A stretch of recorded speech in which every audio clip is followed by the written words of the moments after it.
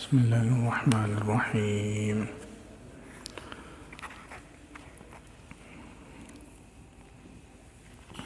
ألم تر كيف فعل ربك بأصحاب الفيل ألم يجعل كيدهم في تضليل وأرسل عليهم طيرا أبابيل ترميهم بحجارة من سجيل فجعلهم كعصف مأكول.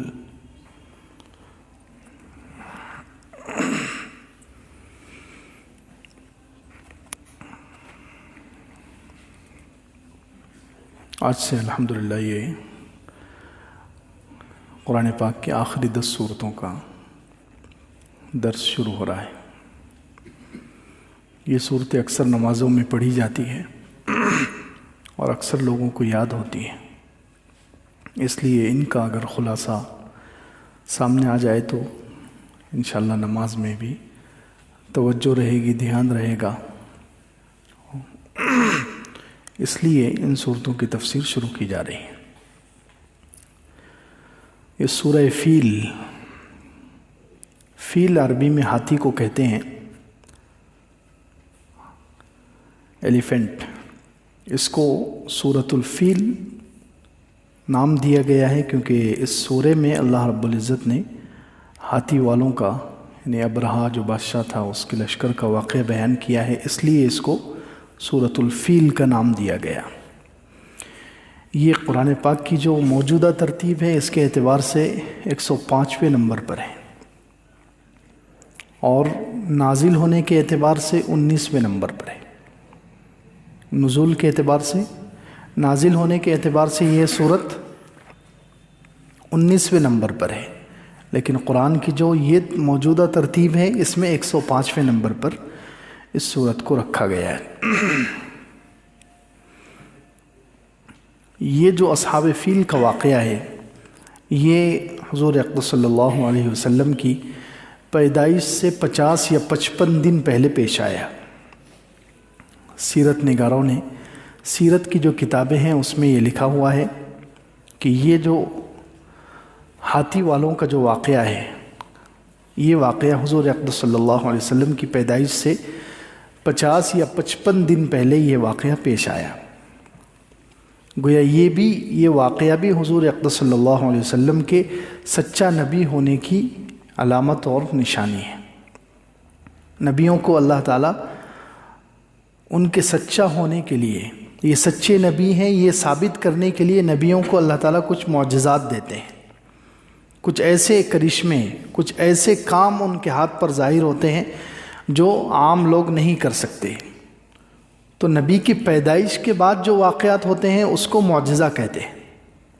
نبی کے پیدا ہونے کے بعد نبی کی زندگی میں جو ان کے ہاتھ پر جو معجزے اور جو کرشمے ظاہر ہوتے ہیں، اللہ تعالیٰ کی قدرت کے کچھ کام ظاہر ہوتے ہیں، اس کو معجزہ کہتے ہیں۔ اور کچھ کام نبی کی پیدائش سے پہلے بھی ہوتے ہیں۔ نبی کی پیدائش سے پہلے، ان کے پیدا ہونے سے پہلے اللہ تعالیٰ کچھ ایسے کرشمے، معجزے اور اپنی قدرت کے کچھ مظاہر لوگوں کو دکھلاتے ہیں، اس کو عربی میں ارحاسات کہتے ہیں۔ ارحاسات یہ رہسن کی جمع ہے۔ رہسن عربی میں کہتے ہیں بنیادی پتھر۔ جو عمارت جب بلڈنگ بنتی ہے تو اس کے پائے میں جو پتھر ڈالے جاتے ہیں اس کو عربی میں رہسن، راہاسات، رہسن کہتے ہیں۔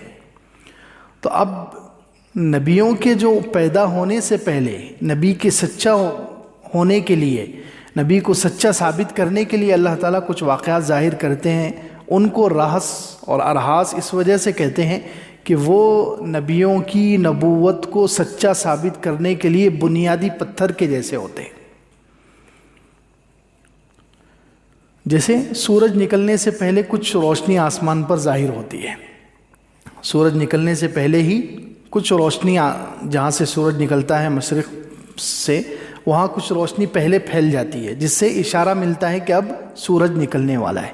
ایسے ہی نبیوں کے آنے سے پہلے ہی اللہ تعالیٰ کچھ اشارے دیتے ہیں، کچھ واقعات ایسے ظاہر کرتے ہیں جس سے سمجھ میں آتا ہے کہ اب کوئی مقدس نبی پیدا ہونے والے ہیں۔ تو یہ حضور اقدس صلی اللہ علیہ وسلم کی پیدائش سے صرف 50 یا 55 دن پہلے یہ واقعہ پیش آیا۔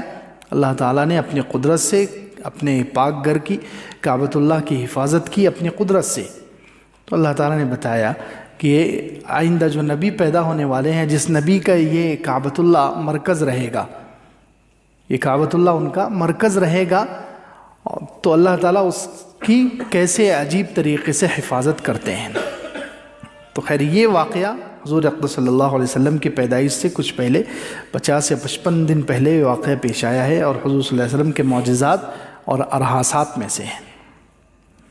اب کعبۃ اللہ جو ہے حضرت آدم علیہ السلام سے علماء نے لکھا ہے کہ اس کی بنیاد رکھی گئی. سب سے پہلے حضرت آدم علیہ السلام نے اس کعبۃ اللہ کو تعمیر کیا. اس کے بعد طوفان نوح میں حضرت نوح علیہ السلام کے زمانے میں جب طوفان آیا تھا تو اس کو اٹھا لیا گیا، لیکن اس کی بنیاد باقی تھی. اس کی جو بنیاد تھی وہ باقی تھی. تو اسی بنیاد پر حضرت ابراہیم اور حضرت اسماعیل علیہ السلام نے اسی بنیاد پر پھر دوبارہ کعبے کو تعمیر کیا ہے. قرآن میں ہے وَإِذْ يَرْفَعُ إِبْرَاهِيمُ الْقَوَاعِدَ مِنَ الْبَيْتِ وَإِسْمَاعِيل، جب اٹھا رہے تھے کعبۃ اللہ کی تعمیر ابراہیم علیہ السلام اور اسماعیل علیہ السلام. دیکھیے یہاں پر اللہ تعالیٰ نے خود لفظ استعمال کیا کہ بنیاد تو موجود تھی، اسی بنیاد پر ان دونوں نے اس کو اٹھایا ہے. وَإِذْ يَرْفَعُ إِبْرَاهِيمُ الْقَوَاعِدَ، ابراہیم علیہ السلام قواعد یعنی بنیاد اٹھا رہے تھے، اور ان کے ساتھ تھے اسماعیل علیہ السلام. تو اسی بنیاد پر، جس بنیاد پر حضرت آدم علیہ السلام نے کعبۃ اللہ بنایا تھا، وہ بنیاد باقی تھی. پورا کعبہ اٹھا لیا گیا تھا. پھر حضرت ابراہیم اور اسماعیل علیہ السلام نے اسی بنیاد پر کعبۃ اللہ کو دوبارہ تعمیر کیا، اور پھر اللہ تعالیٰ کے حکم سے انہوں نے کعبۃ اللہ کے سامنے ایک پہاڑ ہے جبل ابو قبیس، مشہور پہاڑ جبل ابو قبیس، اس پر کھڑے رہ کر حضرت ابراہیم علیہ السلام نے اعلان کیا. اللہ تعالیٰ کا حکم تھا اذن فی الناس بالحج، لوگوں میں حج کا اعلان کر دو. تو حضرت ابراہیم علیہ السلام نے اللہ تعالیٰ کے اس حکم کو پورا کرنے کے لیے اس پہاڑ پر چڑھ کر آواز لگائی حج کے لیے. تو قیامت تک جتنے لوگوں نے لبیک کہا ہے وہ لوگ وہاں جاتے ہیں. تو خیر حضرت ابراہیم علیہ السلام کے زمانے سے پھر جتنے عرب تھے، اور عرب جتنے بھی تھے وہ حضرت اسماعیل علیہ السلام کی اولاد میں سے تھے، تو ان سب کے اندر بھی کعبۃ اللہ کی عظمت باقی تھی. عرب جیسے بھی ہوں وہ اس زمانے میں مشرک تھے، 360 بت یا اس سے کم اور زیادہ بتوں کی پوجا کرتے تھے، اور بہت سارے حرام کام ان کے اندر موجود تھے. لیکن کچھ اچھائیاں بھی تھیں. اس میں سے ایک اچھائی، ایک خوبی یہ بھی تھی کہ اللہ کے گھر کی ان کے نزدیک بہت عظمت تھی. کعبۃ اللہ کی عظمت ان کے دل میں تھی. حج کرتے تھے، وہ طواف کرتے تھے اور حاجیوں کی خدمت کرتے تھے. تو کعبۃ اللہ کی عظمت ان عربوں کے اندر موجود تھی. اب یمن میں ایک بادشاہ گزرا ہے ابرہا جس کا نام تھا. یہ حبشہ کے بادشاہ جو اصل تھا اس کا نائب تھا. یہ یمن میں اس کی طرف سے، حبشہ کے بادشاہ کی طرف سے گورنر تھا ابرہا. یمن کے پورے علاقے پر اس کی حکومت تھی. تو اس ابرہا نے ایک مرتبہ اس کے دل میں یہ بات آئی کہ لوگ اتنے کعبۃ اللہ کی طرف جاتے ہیں، مکہ مکرمہ جاتے ہیں. پورے عرب اور یمن کے بھی، اس کے علاقے کے بھی لوگ حج کے لیے کہاں جاتے تھے؟ مکہ مکرمہ جاتے تھے، کعبۃ اللہ جاتے تھے، کیونکہ وہ بھی عرب تھے، زبان ان کی عربی، قوم ان کی عربی. تو وہ لوگ حج کے لیے ہر سال کعبۃ اللہ جاتے تھے. کعبۃ اللہ کی عظمت تھی ان کے اندر. مکہ مکرمہ جاتے تھے، وہاں حج بھی کرتے تھے اور بہت سارا لین دین کاروبار بھی. اور حج کی وجہ سے، کعبۃ اللہ کی وجہ سے مکے والوں کی بہت عزت تھی. تو اس ابرہا، یہ جو یمن کا جو بادشاہ تھا ابرہا، اس نے سوچا کہ ایسا کرتے ہیں کہ ہم بھی یہاں یمن میں، یمن کا جو دارالحکومت تھا، یمن کی جو راجدھانی تھی اس زمانے میں صنعاء نام تھا اس کا. تو اس نے سوچا کہ صنعاء میں ہم بھی ایسے ہی ایک کعبۃ اللہ بنا دیتے ہیں، ایک اللہ کا گھر نام سے ایک بلڈنگ بنا دیں گے، تو لوگ ادھر آ جائیں گے، یمن کی ویلیو بڑھ جائے گی، یمن کا مقام بڑھ جائے گا. جیسے لوگ مکہ جاتے ہیں تو لوگ یمن بھی آئیں گے، ہمارے صنعاء، ہمارے دارالحکومت راجدھانی میں لوگ آئیں گے. اس سے پورے عرب کا مرکز یمن بن جائے گا اور ہماری عزت بھی بڑھ جائے گی. تو اس کو اس کعبۃ اللہ، اصل جو اللہ کا گھر ہے کعبۃ اللہ، اس سے اور عربوں سے حسد پیدا ہو گیا، جلن پیدا ہو گئی. تو اس نے اپنے یمن میں صنعاء میں ہی اس نے ایک گھر بنا دیا، بلڈنگ بہت خوبصورت. عالی شان، اس میں سونا چاندی ہیرے جواہرات سب استعمال کر کے بہت خوبصورت عمارت کھڑی کی، اور اعلان کر دیا کہ اب سے یمن کے لوگ اور دوسرے لوگ حج کے لیے ادھر ادھر نہیں جائیں گے، اب ان کا حج یہیں ہوگا۔ یہاں ہم نے کلیسا، کیونکہ وہ یمن کا جو بادشاہ تھا ابرہا وہ عیسائی تھا، تو اس نے عبادت خانہ بنا دیا اور کلیسا اس کا نام پڑ گیا۔ تو اب کچھ لوگ تو تھے جو سوچنے لگے کہ چلو یہیں طواف کر لیں گے، یہیں حج کر لیں گے۔ کچھ لوگ جو ہوتے ہیں، کچھ جن کو تھوڑا سا پیسہ مل جائے، جو مفاد پرست ہوتے ہیں، جہاں تھوڑا سا فائدہ نظر آ جائے وہاں اپنا دین اور ایمان بیچ لیتے ہیں۔ ایسے کچھ لوگوں نے تو اس گھر کا طواف شروع کر دیا، لیکن جو لوگ پرانے دین پر پکے تھے، مضبوط تھے، ان لوگوں نے کہا کہ نہیں، وہ لوگ ابھی بھی کعبۃ اللہ کی طرف جا رہے ہیں۔ اور کعبۃ اللہ میں، یہاں پر مکہ مکرمہ میں جب قریش کو یہ بات معلوم ہوئی کہ ابرہا نے ایسا کام کیا ہے، ایک گھر بنا دیا اور کعبۃ اللہ کے ٹکر میں، اور لوگوں کو اس کی طرف بلا رہا ہے، اور ہمارے کعبے کی عظمت وہ کم کرنا چاہتا ہے، تو ایک قریشی نوجوان، کہتے ہیں کہ قریش کے پورے قبیلوں نے مل کر اس کو تیار کیا تھا، یا وہ خود ہی بہت جوشیلا تھا، وہ گیا اور اس نے جا کر ابرہا کا جو بنایا ہوا عبادت خانہ تھا اس میں جا کر استنجا کر دیا، اور بعض روایتوں میں ہے کہ اس نے آگ لگا دی، اس کو بہت سارا حصہ اس کا جلا دیا۔ اب یہ یمن کا جو بادشاہ ابرہا، اس کو جب معلوم ہوا کہ میں نے جو عبادت خانہ بنایا تھا اس کے ساتھ قریش کے لوگوں نے ایسے کی حرکت کی ہے، اس کے اندر نجاست کر دی ہے یا اس کو جلا دیا ہے، تو اس کو بہت غصہ آیا، اس نے بہت بڑی فوج تیار کی۔ علامہ ابن کثیر رحمۃ اللہ علیہ کہتے ہیں تقریباً 60,000 کا لشکر، اس زمانے میں 60,000 کا لشکر بہت بڑی تعداد تھی۔ عرب میں کسی قبیلے کے پاس اتنی بڑی فوج نہیں تھی، 60,000 کا لشکر، اور اس نے ہاتھی بھی اس فوج میں ہاتھی بھی رکھے، اور اپنے بادشاہ حبشہ کا جو مین بادشاہ تھا اس سے بہت سارے ہاتھی بھی منگوائے، جس میں ایک محمود نام کا ہاتھی بھی تھا۔ تو خیر اس نے بہت ساری 60,000 کا لشکر تیار کیا، اور اس نے کہا کہ مجھے اب مکہ میں جو کعبہ ہے، جو اللہ کا گھر ہے، اس کو گرانا ہے۔ وہ جب تک گرے گا نہیں، جب تک میرے بنائے ہوئے کعبۃ اللہ کی عظمت لوگوں کے دل میں نہیں آئے گی، جب تک میں لوگوں کو مجبور نہیں کر سکتا اس گھر کے، پہلے اس کو گرانا ہے، پرانے والے کعبے کو، اللہ کے گھر کو ڈھانا ہے۔ یہ ارادہ کر کے وہ یمن سے نکلا اپنا لشکر لے کر، 60,000 کا لشکر۔ کچھ لوگوں نے مزاحمت کی، عرب کے کچھ قبیلے جمع ہوئے اور انہوں نے اس سے لڑائی کی، لیکن ہار گئے۔ بہت سارے لوگوں نے لڑائی کی، لیکن سب کے سب شکست کھاتے گئے، ہارتے گئے۔ اللہ تعالیٰ کی مصلحت تھی، اللہ تعالیٰ کو آگے چل کر اپنی قدرت دکھانا تھا، اس لیے یہ جتنے لشکر اس کے مقابلے کے لیے گئے، ہارتے گئے، اور وہ آگے بڑھتا گیا۔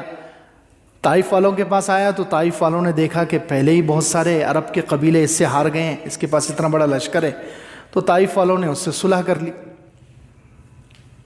طائف والوں نے ڈر گئے اور ڈر کر اس سے صلح کر لی کہ ہم ہمارا ایک آدمی تجھے دیں گے، تو یہاں سے وہ آدمی، ہمارا آدمی تجھے کعبے تک لے کر جائے گا، تو بس ہماری بستیوں کو ویران مت کرنا، ہمارے آدمیوں کو قتل مت کرنا، ہمارا جو چھوٹا سا بت ہے، بت خانہ ہے، اس کو مت گرانا، باقی جو کرنا ہے کر لیں۔ تو وہ آگے بڑھا، بڑھتے بڑھتے جب وادی محصر یا وادی مغمر ایک جگہ ہے وہاں تک پہنچا، تو وہاں قریش کے بہت سارے اونٹ چر رہے تھے، قریش کے بہت سارے اونٹ، جن میں حضور اقدس صلی اللہ علیہ وسلم کے دادا عبد المطلب کے بھی 200 اونٹ تھے۔ ان سارے اونٹوں پر ابرہا کے لشکر نے قبضہ کر لیا، اور ابرہا نے اب سوچا کہ چلو یہاں مکہ پہنچ گئے ہیں، کعبۃ اللہ بہت نزدیک ہے، تو اب مکے کے سردار کو بلائیں گے، پہلے اس سے بات کریں گے، اس سے بات کر کے کہیں گے کہ بھئی ہم تو تم سے لڑنے کے لیے نہیں آئے، ہمارا مقصد تمہیں قتل کرنا، تمہارا خون بہانا نہیں ہے، ہم تو بس اس اللہ کے گھر کو، کعبۃ اللہ کو گرانے آئے ہیں، تم بیچ میں سے ہٹ جاؤ، ہمیں تمہیں کچھ نہیں کہیں گے۔ یہ سوچ کر اس نے ایک آدمی بھیجا کہ مکہ کا جو سردار ہے اس کو بلا کر لاؤ۔ اب حضور صلی اللہ علیہ وسلم کے دادا اس زمانے میں عبد المطلب، یہ مکے کے سردار تھے، ان کو اطلاع مل گئی کہ اس نے پہلے ہمارے بہت سارے اونٹوں پر قبضہ کر لیا ہے، اس میں میرے بھی 200 اونٹ ہیں۔ تو حضور صلی اللہ علیہ وسلم کے دادا ابرہا کے سامنے آئے۔ حضور اقدس صلی اللہ علیہ وسلم، ظاہر سی بات ہے جس پشت سے حضور اقدس صلی اللہ علیہ وسلم آگے تشریف لانے والے ہیں، تو حضور اقدس صلی اللہ علیہ وسلم کے دادا جو تھے وہ بھی کتنے خوبصورت ہوں گے، کتنے حسین اور جمیل اور کتنے بارعب ہوں گے، وجیح۔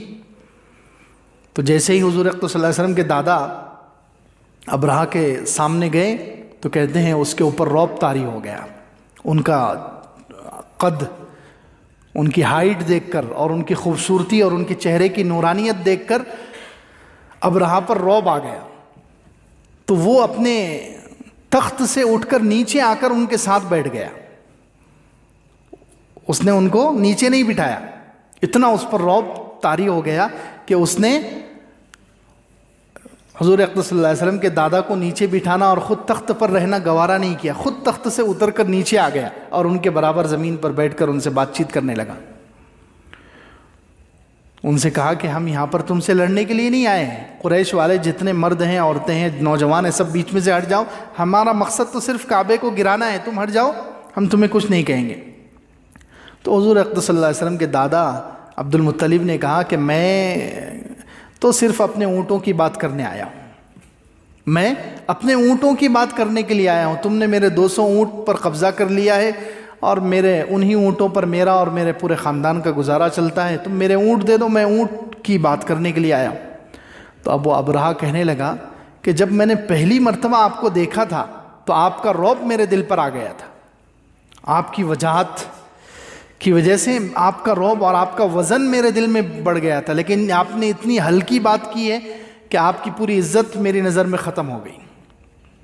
آپ تو اللہ کے گھر کی بات کرنی چاہیے تھی آپ کو، آپ یہاں پر آئے ہیں تو آپ جس کعبے کو اللہ کا گھر سمجھتے ہیں، اس کو اپنی عبادت گاہ سمجھتے ہیں، میں اس عبادت گاہ کو گرانے کے لیے آیا ہوں اور آپ اس کے بارے میں کوئی بات ہی نہیں کر رہے، آپ کو اپنے اونٹوں کی پڑی ہوئی ہے، یعنی آپ دنیا دار ہیں، جیسے ہم لوگ دنیا دار کو حقیر سمجھتے ہیں، تو اس نے بھی سمجھا کہ یہ دنیا دار ہیں، ان کو پیسے سے محبت ہے، اونٹوں سے محبت ہے، مال سے محبت ہے، ان کو دین سے اور عبادت گاہ سے کچھ لینا دینا نہیں ہے، یہ سمجھا اس نے۔ تو اس نے کہہ دیا کہ آپ کی عزت جو تھی پہلی مرتبہ دیکھنے میں، آپ کا جو مقام اور مرتبہ میرے دل میں پیدا ہوا تھا، یہ اس بات کی وجہ سے سب ختم ہو گیا۔ آپ اونٹوں کی بات کر رہے ہیں، آپ کو اللہ کے گھر کی بات کرنی چاہیے تھی، عبادت گاہ کی بات کرنی چاہیے تھی۔ تو حضور اقدس صلی اللہ علیہ وسلم کے دادا نے بہترین جواب دیا۔ حضور اقدس صلی اللہ علیہ وسلم کے دادا نے کہا کہ دیکھو، اونٹ کا مالک میں ہوں، اونٹوں کا مالک میں ہوں، تو میں اپنے اونٹوں کی بات کرنے آیا ہوں۔ رہی بات کعبۃ اللہ کی، کعبۃ اللہ کا مالک اللہ ہے، وہ خود اس کی حفاظت کرے گا، اور میں تمہیں وارننگ دے رہا ہوں کہ تم اگر اس کی طرف بڑھے، بری نیت سے، برے ارادے سے اگر تم اس کی طرف گئے اور تم نے اس کو ڈھانے کی کوشش کی تو ہو سکتا ہے تم پر عذاب آ جائے۔ وہ اللہ، وہ خدا بہت طاقتور ہے، وہ تمہیں پکڑ لے گا۔ میں تو اونٹ کا مالک ہوں، تو اونٹ کی بات کرنے آیا، تم مجھے اونٹ دے دو، میں جا رہا ہوں۔ تو خیر اونٹ لے لیے اور گئے۔ کہتے ہیں روایتوں میں ہے کہ حضور اقدس صلی اللہ علیہ وسلم کے دادا نے پھر کعبۃ اللہ کا پردہ پکڑ کر دعا کی ہے۔ قریش کے نوجوان، قریش کے بہت سارے لوگ تھے، سب نے مل کر کعبۃ اللہ کا پردہ پکڑا اور اس کو پکڑ کر دعا کی ہے کہ اللہ، ہمارے پاس اتنا بڑا لشکر نہیں ہے کہ ہم اس کی حفاظت کر سکیں، یہ بہت بڑا لشکر لے کر آیا ہے، یہ تیرا گھر ہے، اللہ تو اپنی قدرت سے اس کی حفاظت کر۔ اور حضور اقدس صلی اللہ علیہ وسلم کے دادا کو اتنا پختہ یقین ہے۔ قریش کے نوجوان، بعض روایتوں میں کہ قریش کے جو نوجوان تھے وہ کہہ رہے ہیں کہ اے سردار، آپ اجازت دیجیے، ہم اس سے لڑتے ہیں۔ تو حضور اقدس صلی اللہ علیہ وسلم کے دادا نے منع کر دیا کہ لڑنے کی ضرورت نہیں ہے، اور اللہ خود اس کی حفاظت کرے گا۔ کوئی عجیب چیز ظاہر ہونے والی ہے، اللہ کی قدرت کا ایک عجیب مظاہرہ سامنے آنے والا ہے، تم لوگ چلو پہاڑ پر چڑھو۔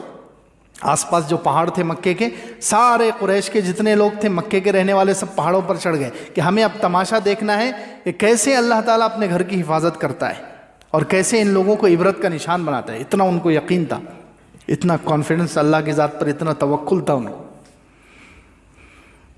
تو یہ سارے مکے کے رہنے والے پہاڑوں پر چڑھے گئے اور ابرہہ اپنا لشکر لے کر نزدیک آیا۔ وہ جو ایک ہاتھیوں کو اس نے آگے بڑھایا، سب سے بڑا جو ہاتھی تھا وہ اٹھنے کا نام ہی نہیں لے رہا ہے۔ جو سب سے بڑا ہاتھی تھا محمود، اس کو ان لوگوں نے اٹھانے کی کوشش کی۔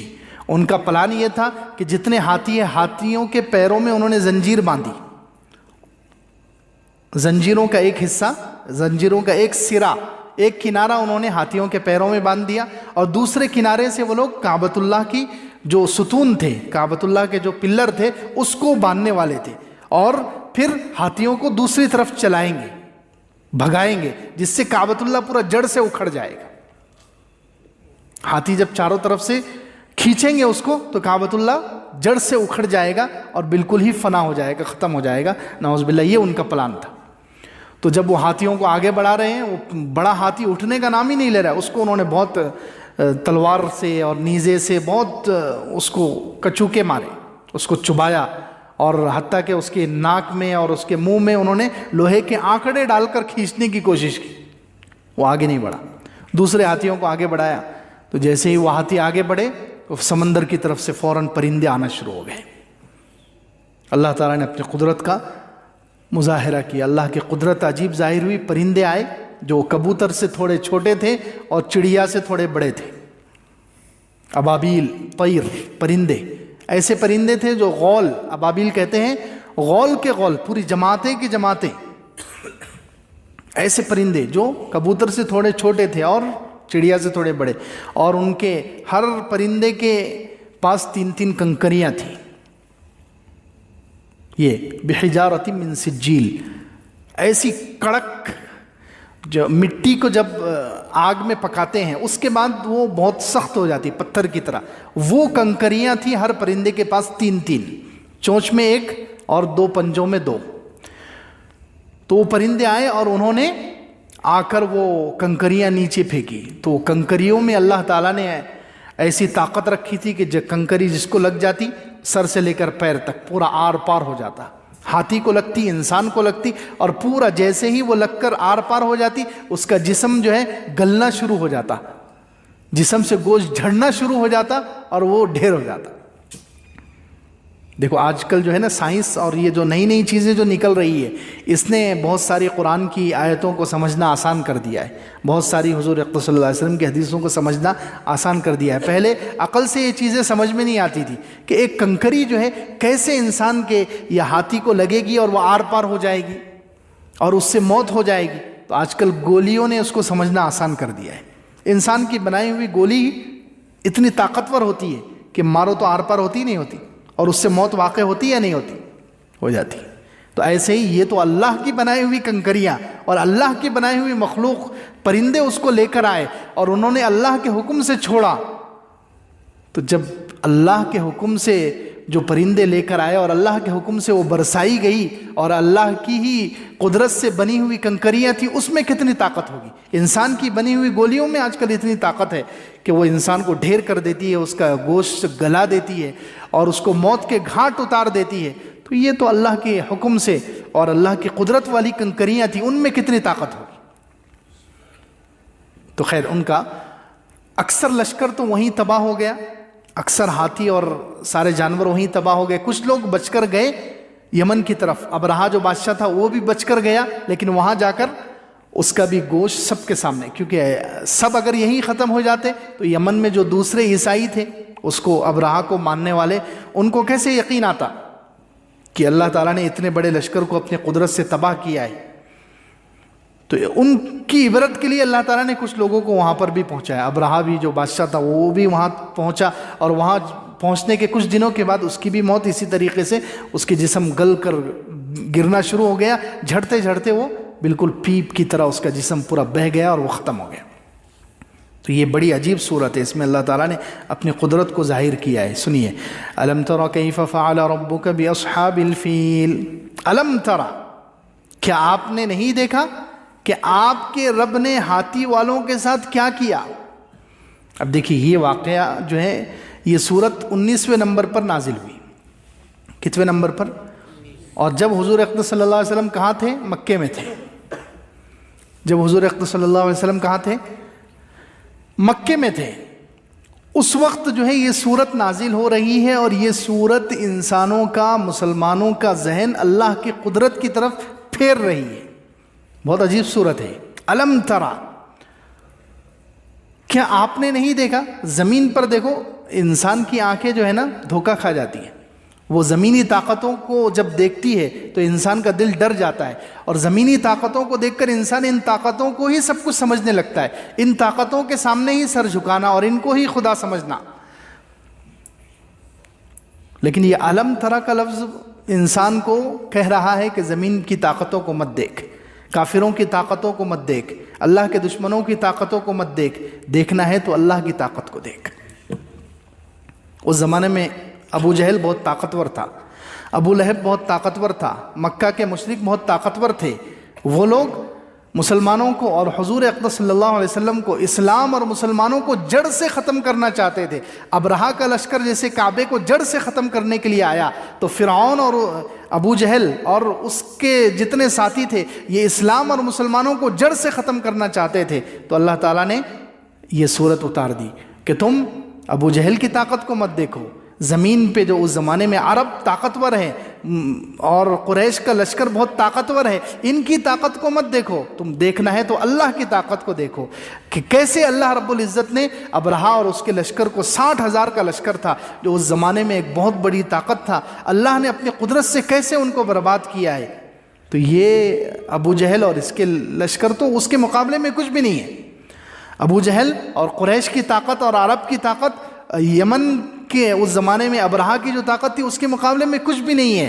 اللہ تعالیٰ ان کو بھی ختم کر سکتا ہے۔ تم ان کافروں کی طاقت دیکھ کر اپنا ایمان مت بیچو، اپنا ایمان مت چھوڑو، تم مسلمانوں تم اللہ کی طاقت پر نظر رکھو، کیونکہ اس زمانے میں گھیرا تنگ ہے اور مسلمانوں کو ستایا جا رہا ہے، اور روزانہ خبریں آ رہی ہے کہ آج کافر حملہ کریں گے، اور حضور اقدس صلی اللہ علیہ وسلم اور ان کے ساتھ جو 100-200 لوگ تھے، مکے میں کتنے لوگ تھے؟ 100-200 لوگ تھے، ایک دم حملہ ہوگا اور جڑ سے یہ لوگ ختم کر دیں گے، پورے اسلام کو اور مسلمانوں کو ختم کر دیں گے۔ یہ روزانہ افواہیں پھیلتی تھی، یہ روزانہ خبریں مکے میں گردش کرتی تھی کہ اب قریش آئیں گے اور بڑا لشکر لے کر آئیں گے اور پورے مسلمانوں کو جڑ سے ختم کر دیں گے۔ اس وقت اللہ تعالیٰ نے یہ سورت اتار کر تسلی دی، الم ترا، کہ یہ ابو جہل کی طاقت کچھ بھی نہیں ہے، قریشیوں کی طاقت کچھ بھی نہیں ہے، کافروں کی طاقت کچھ بھی نہیں ہے، تم ان کی طاقت کو مت دیکھو، اللہ کی طاقت کو دیکھو کہ اس نے کیسے اصحاب فیل کے ساتھ کیا ہے، ہاتھی والوں کے ساتھ ان کا کیا حشر کیا ہے۔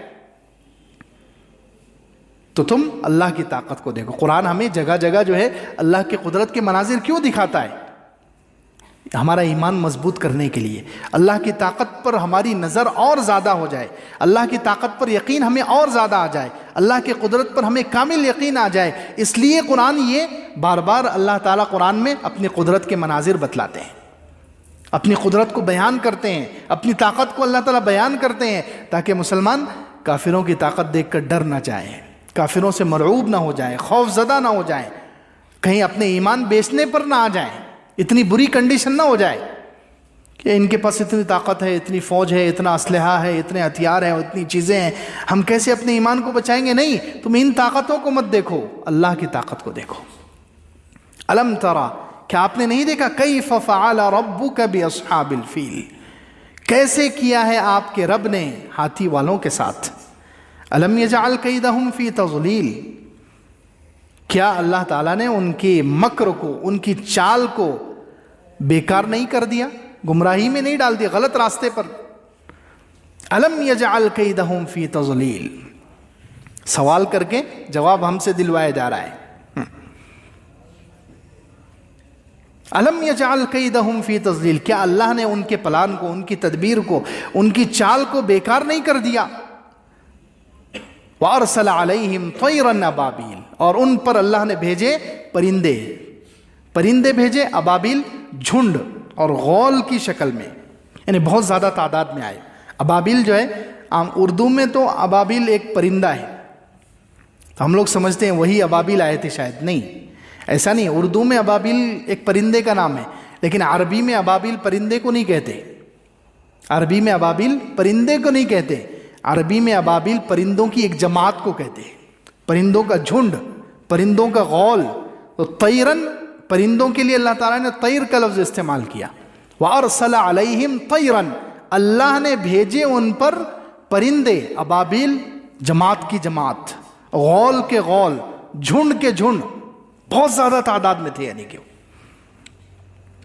ترمیہم بحجارۃ من سجیل، جو ان پر برسا رہے تھے پتھر، من سجیل، جو مٹی کے بنے ہوئے۔ مٹی کو جب آگ میں پکاتے ہیں تو وہ بہت سخت ہو جاتی ہے، اس کو کہتے ہیں سجیل عربی میں۔ مٹی کو پکانے کے بعد جب اس کو سکھاتے ہیں آگ میں پکا کر اس کو سکھایا جاتا ہے تو وہ بہت سخت ہو جاتے ہیں، تو وہ کنکر اللہ کے حکم سے وہ برسا رہے تھے. ترمیہم بحجارۃ من سجیل فجعلہم کعصف مأکول، پس اللہ نے ان کو کھائے ہوئے بھوسے کی طرح کر دیا. بھوسا ویسے بھی بھوسا ہے، بھوسا ویسے بھی بیکار چیز ہے جس کو جانور کھاتے ہیں، اور اگر جانور اس کو چبا کر جب نیچے پھینک دے تو وہ اور زیادہ بیکار ہو جاتا ہے. بھوسا ویسے بھی بے وقعت چیز ہے، بیکار چیز ہے، اس کی کوئی اہمیت نہیں ہوتی، لیکن جانور اگر اس کو منہ میں ڈال لے، چبا لے اور پھر اس کو اگل دے تو وہ اور زیادہ بے وقعت بیکار ہو جاتا ہے. تو اللہ تعالیٰ نے ان کو ایسے کر دیا، فجعلہم، ان کو کر دیا کعصف مأکول. عصف کہتے ہیں بھوسا، مأکول کھایا ہوا. جانور کے منہ سے جو چبایا ہوا بھوسا جب پھینکتا ہے جانور تو وہ کتنا بے وقعت بے وزن ہوتا ہے، اس کی کوئی اہمیت نہیں ہوتی. اللہ نے ابرہہ اور اس کے لشکر کو ایسے کر دیا.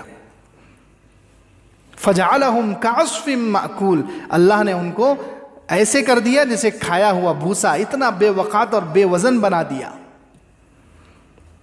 تو اب سورہ فیل سے پہلا سبق کیا ملا کہ سب سے بڑی طاقت اللہ کی طاقت ہے. سب سے بڑی طاقت کسی ہے؟ اللہ کی طاقت ہے. دنیا کی جتنی بھی طاقتیں ہیں، مخلوق کی جتنی بھی طاقتیں ہیں، اللہ کے دشمنوں کی خاص طور سے جتنی بھی طاقتیں ہیں، وہ اللہ تعالیٰ کی طاقت کے مقابلے میں کچھ بھی نہیں ہے. اللہ اگر ان کو ختم کرنا چاہے کبھی بھی کسی وقت کسی لمحے اللہ ان کو مٹا سکتا ہے، ان کو فنا کر سکتا ہے. بس یہ ختم نہیں کر رہا ہے، یہ اللہ تعالیٰ کی طرف سے ایک سنت ہے، اللہ کا ایک قاعدہ ہے کہ اللہ کچھ وقت کے لیے ان کو ٹائم دیتے ہیں، مہلت دیتے ہیں. کچھ وقت کے لیے اللہ تعالیٰ ان کو مہلت دیتے ہیں. اس وجہ سے ختم نہیں کر رہا کہ نعوذ باللہ اللہ تعالیٰ کمزور ہے، یا اللہ تعالیٰ ان کو یہ اتنے آگے بڑھ چکے ہیں کہ اللہ تعالیٰ ان کو ختم نہیں کر سکتا. ایسا نہیں ہے، ایسا بالکل نہیں ہے. اللہ کسی بھی لمحے کسی بھی وقت ان کو ختم کر سکتا ہے، لیکن اللہ تعالیٰ مہلت دے رہا ہے، اللہ تعالیٰ مہلت دیتا ہے. اس لیے یہ سورت ہمیں سب سے پہلا سبق دیتی ہے کہ طاقت صرف اللہ کی ہے. سب سے بڑی طاقت اللہ کی طاقت ہے. اللہ کی طاقت کے مقابلے میں کسی مخلوق کی اور کسی دشمن کی کوئی طاقت معنی نہیں رکھتی. اس لیے تم دشمنوں سے مت ڈرو، اللہ کے مخلوق سے مت ڈرو، کافروں کی اور ان کی طاقت سے اور ان کے لشکروں سے مت ڈرو. ڈرنا ہے تو اللہ سے ڈرو، ڈرنا ہے تو اللہ سے ڈرو. یہ سب سے پہلا سبق اس سورت سے مل رہا ہے. دوسرا سبق اس سورت سے ملتا ہے شعائر اللہ کی تعظیم. شعائر اللہ، اللہ کی جو خاص نشانیاں ہیں، مسجدیں ہیں، میناریں ہیں، اذان ہیں، جو خاص نشانی ہے جس سے اللہ تعالیٰ کی ذات پہچانی جاتی ہے، جس سے اللہ تعالیٰ کا سچا دین اسلام پہچانا جاتا ہے، ان کو کہتے ہیں شعائر. اسلام کی خاص خاص علامتیں، خاص نشانیاں. مسجدیں ہیں، اللہ کا گھر کعبۃ اللہ ہے، اور مسلمانوں کے چہرے پر داڑھی ہے. یہ بہت ساری چیزیں شعائر اللہ میں سے ہیں. ان کی کبھی بے حرمتی، بے ادبی مت کرو. اللہ کی جو خاص نشانیاں ہیں ان کی جو بے حرمتی کرے گا، بے عزتی کرے گا، تو اس کا انجام خطرناک ہو سکتا ہے.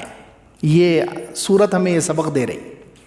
ابرہہ نے کیا کیا؟ کعبۃ اللہ، اللہ کا گھر جو اللہ کی خاص نشانی ہے، اللہ کی قدرت کی خاص نشانی ہے، وہ اللہ کا گھر کعبۃ اللہ، اس کو ڈھانے کے لیے، اس کو گرانے کے لیے بری نیت سے آیا. تو اللہ تعالیٰ نے اسے عبرت بنایا کہ نہیں بنایا؟ ہاں. تو جو بھی شعائر اللہ، اللہ کے خاص نشانیوں کی بے عزتی کرے گا، خاص نشانیوں کی، شعائر اللہ کی بے عزتی کرے گا، بے حرمتی کرے گا، اس کو اللہ کا عذاب پکڑ سکتا ہے. اس لیے کبھی بھی شعائر اللہ کی بے عزتی نہیں کرنی چاہیے. اللہ کی جو خاص نشانیاں ہیں ان کی عزت، ان کا ادب اور احترام کرنا چاہیے. قرآن میں بھی اللہ تعالیٰ نے کہا ہے وَمَن يُعَظِّمْ شَعَائِرَ اللَّهِ فَإِنَّهَا مِن تَقْوَى الْقُلُوبِ، جو اللہ کی خاص نشانیوں کی تعظیم کرتا ہے تو یہ دل کے اندر تقوی ہونے کی علامت ہے. جس کے دل میں جتنا تقوی، اللہ کا ڈر ہے، وہ اتنا اللہ کی خاص نشانیوں کی عزت کرے گا، تعظیم کرے گا. جو ان کو حقارت سے دیکھے، جو ان کے بارے میں بری بات کہے، ان کو گرا کر دیکھے، تو سمجھو اس کے دل میں تقوی نہیں ہے. تو دوسرا سبق اس سے یہ مل رہا ہے کہ شعائر اللہ کی ہمیشہ تعظیم کرنی چاہیے، اللہ کی جو خاص نشانیاں ہیں ان کی تعظیم کرنی چاہیے. تیسری بات، یہ سورت مکی ہے.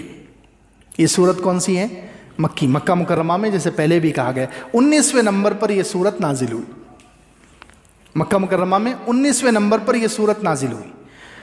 اس کے بعد جب اکثر ایسا ہوتا ہے کہ جو احکامات مکے میں آتے ہیں مدینے میں جانے کے بعد وہ احکامات منسوخ ہو جاتے ہیں، بہت سی مرتبہ ایسا ہوا ہے، تو اللہ رب العزت نے یہاں اللہ نے اس صورت سے اپنی قدرت کو ظاہر کیا ہے، اپنی قدرت کو اللہ تعالیٰ نے بتایا ہے، اور مسلمان جو ہو چکے تھے ان کا ایمان مضبوط کرنے کے لیے اللہ تعالیٰ نے یہ صورت اتاری ہے۔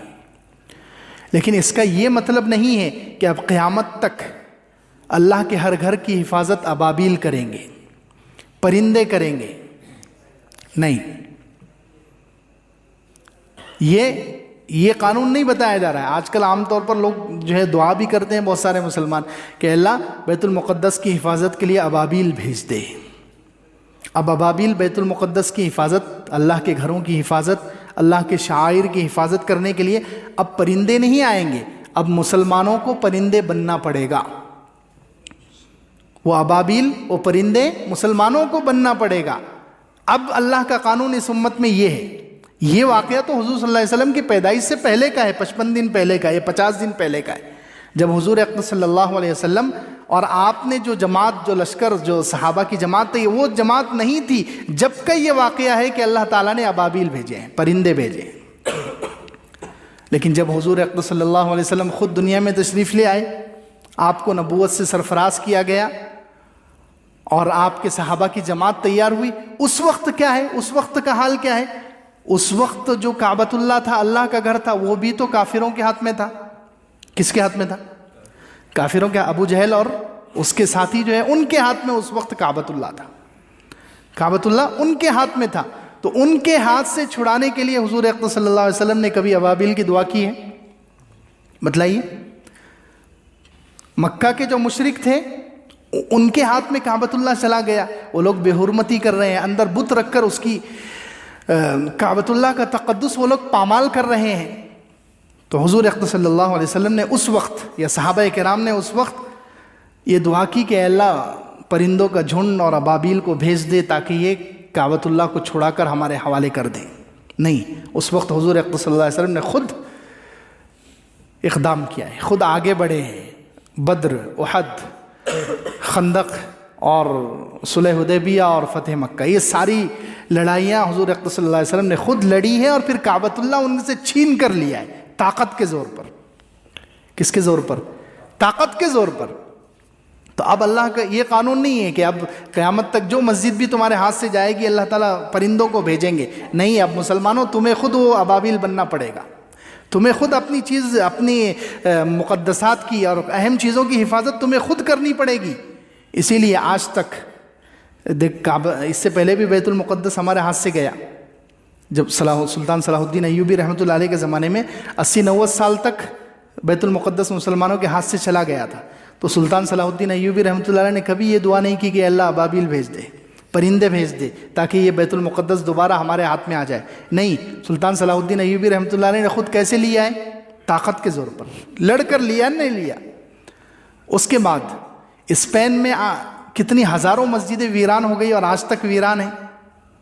اسپین میں ہزاروں مسجدیں ویران ہو گئی، وہاں کوئی ابابیل آئے، پرندے آئے، یہاں ہم سے مسجد چلی گئی اور وہاں پر ناپاک گھر اور حرام مندر بنا دیا گیا، تو کوئی ابابیل آئے؟ نہیں آئے۔ آج بھی جب ہندوستان پاکستان کی تقسیم ہوئی تھی اس وقت جو ہے پنجاب میں کتنی مسجدیں ویران ہوئی تھی، کتنی مسجدیں کافروں کے قبضے میں، سکھوں کے قبضے میں چلی گئی، اور آج بھی ان کے قبضے میں ہیں، وہاں جانور باندھے جاتے ہیں، وہاں پتہ نہیں کیا کیا خرافات ہوتی ہے۔ تو ان ساری مسجدوں کو واپس لینے کے لیے پرندے آئے؟ نہیں۔ تو اب وہ ابابیل، مسلمان تم خود ہو، تمہیں خود ابابیل بننا پڑے گا، جب جا کر اللہ کے گھر محفوظ رہیں گے۔ اب ابابیل نہیں آئیں گے، وہ حضور اقدس صلی اللہ علیہ وسلم کی پیدائش سے پہلے کا واقعہ ہے، جب حضور اقدس صلی اللہ علیہ وسلم اور آپ کی مقدس جماعت اور مسلمانوں کی جماعت تیار نہیں ہوئی تھی، تو جب اللہ تعالیٰ نے ابابیل بھیجے تھے۔ اب ابابیل اور پرندے نہیں آنے والے، اب اللہ کے گھر کی حفاظت تمہیں خود کرنی ہے، اس کے لیے تمہیں خود ابابیل بننا ہے۔ یہ صورت ہمیں تیسرا سبق یہ دیتی ہے۔ وآخر دعوانا الحمدللہ رب العالمین، سبحان ربی العلی